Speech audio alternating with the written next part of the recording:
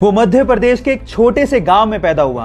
पापा की एक छोटी सी इलेक्ट्रीशियन की शॉप थी, लेकिन उसके पापा के काम में और पढ़ाई में कभी मन ही नहीं लगता था।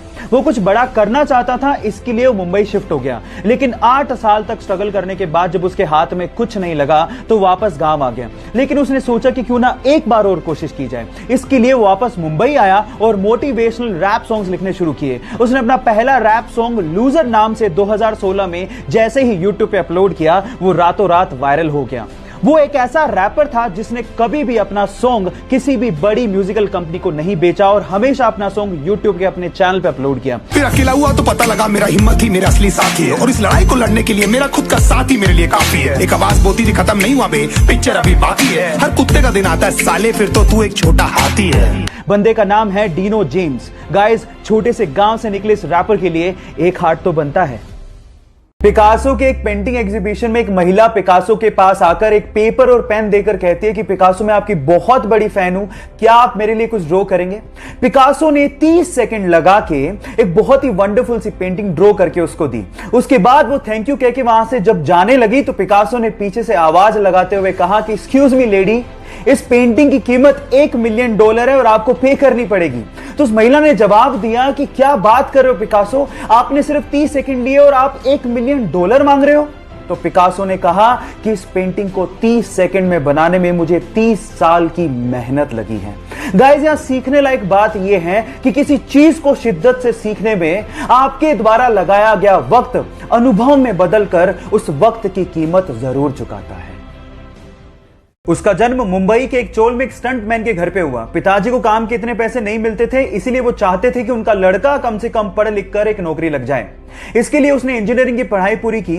लेकिन इसी दौरान जब उसे एक जॉब का लेटर मिला तो उसने अपने पैशन के लिए उस जॉब के लेटर को फाड़ते हुए कहा कि वो 9 से 5 की नौकरी के लिए नहीं बना है। इसके बाद उसने गैंग्स ऑफ वासेपुर में एज एन असिस्टेंट काम शुरू किया और फिर पीछे मुड़ के कभी नहीं देखा। मसान मूवी से उसने सबका ध्यान अपनी तरफ खींचा, राजी मूवी से सबके दिलों में जगह बनाई और संजू मूवी के कमली किरदार से उसने सबको रुला के रख दिया। फिर उसके बाद उरी मूवी में दमदार किरदार करके नेशनल अवार्ड तक जीता। 3 साल पहले जिसे कोई जानता तक नहीं था, आज उसने अपनी एक्टिंग और अपनी मेहनत से करोड़ों दिलों में जगह बना ली। विकी कौशल के इस मेहनत के लिए एक लाइक तो बनता है। नॉर्मल बैलेंसिंग करना भी बहुत मुश्किल काम है, और अगर कोई आपसे कह दे कि रस्सी पे बैलेंसिंग करनी है तो भी हमें 100 बार सोचना पड़ जाए। लेकिन वियतनाम के 2 भाई इस तरह की बैलेंसिंग करते हैं जिससे हमारे दांतों तले उंगलियां दब जाएं। ये दोनों भाई एक दूसरे के सिर के बल बैलेंसिंग करते हुए 2 वर्ल्ड रिकॉर्ड तक बना चुके हैं। पहला वर्ल्ड रिकॉर्ड उन्होंने 2016 में स्पेन में बनाया था, जहां दोनों ने एक दूसरे के सिर के बल बैलेंसिंग करते हुए 90 सीढ़ियां चढ़ गए थे। और उसके बाद तो उन्होंने हद ही कर दी। 2018 में उन्होंने एक शो के दौरान एक भाई ने आंख पे काली पट्टी बांधी और दूसरे ने सिर के बल बैलेंसिंग करते हुए सीढ़ियां चढ़े भी और वापस उतरे भी। Oh my God! इससे तो यही समझ में आता है कि a perfect practice makes a man perfect. अगर आप किसी चीज की परफेक्ट प्रैक्टिस कर लेते हो तो कुछ भी संभव है। आप लोगों ने मूवीज में सुपर हीरो को तो प्लेन को लैंड कराते हुए और पैसेंजर्स की जान बचाते हुए देखा होगा, लेकिन रियल लाइफ में भी एक ऐसा इंसिडेंट हो गया जो किसी मूवी के स्टंट से कम नहीं था। यह बात है 2014 की, जब एक पैसेंजर प्लेन को लैंड करना था, लेकिन जैसे ही पायलट ने टायर्स को खोला तो आगे वाला टायर ढंग से खुला ही नहीं। अब अगर उसी सिचुएशन में वो लैंड करवाता तो पक्का कुछ ना कुछ बड़ा एक्सीडेंट होता। लेकिन इतने में होती है हमारे सुपर हीरो की एंट्री विद पिकअप। वो एक जीप लेके आता है और आगे के टायर को करवाता है लैंड अपनी जीप में और फिर प्लेन ढंग से लैंड होता है। यह घटना किसी स्टंट से कम नहीं है। बहरहाल उसने अपनी जाबाजी से बहुत से पैसेंजर्स की जान बचाई, तो इस बंदे के लिए एक लाइक तो बनता है। लाखों बच्चों को पीछे छोड़ते हुए एग्जाम में टॉप करना कोई छोटी बात नहीं है, और कुछ ऐसा ही कर दिखाया पिछले साल के 10वीं एग्जाम के रिजल्ट में नंदिनी गर्ग ने, जिसने 500 में से 499 नंबर बनाए। अब उसकी सक्सेस के पीछे टोटल 5 रीजंस हैं जो उसने शेयर किए। नंबर 1, एनसीईआरटी से अच्छा बुक है ही नहीं, बहुत ध्यान से पढ़ो।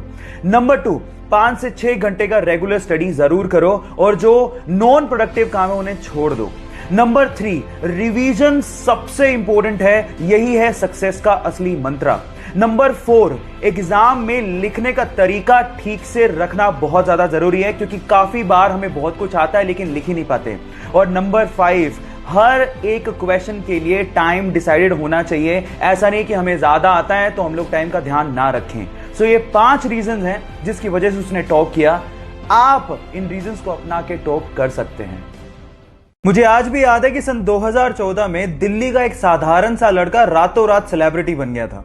कोई भी न्यूज चैनल खोल रहे थे, उसका इंटरव्यू आ रहा था, उस पे मेम्स बन रहे थे। रीजन क्या था? रीजन था सीबीएसई 12th बोर्ड का रिजल्ट।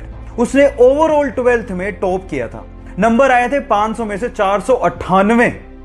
उसके फिजिक्स में, मैथ्स में, केमिस्ट्री में और इकोनॉमिक्स में 100 में से 100। बंदे के 2 नंबर कटे इंग्लिश में। लेकिन उस बंदे से ना आप कुछ सीख सकते हो। टॉपर की स्ट्रेटेजी क्या होती है? नंबर 1, उसने पूरे साल तैयारी की। नंबर 2, पेरेंट्स का कोई दबाव नहीं था, लेकिन बंदे ने रिस्पॉन्सिबिलिटी उठाई और अच्छे से पढ़ाई की। और नंबर 3, उसने ऐसा नहीं था कि सिर्फ पढ़ाई ही की, उसने अदर एक्टिविटीज में भी बराबर पार्टिसिपेट किया। तो मेरा आपसे एक सवाल है, क्या आप पूरे साल भर से तैयारी कर रहे हो या रात भर में ही लगे हो? जवाब देना मत भूलिएगा।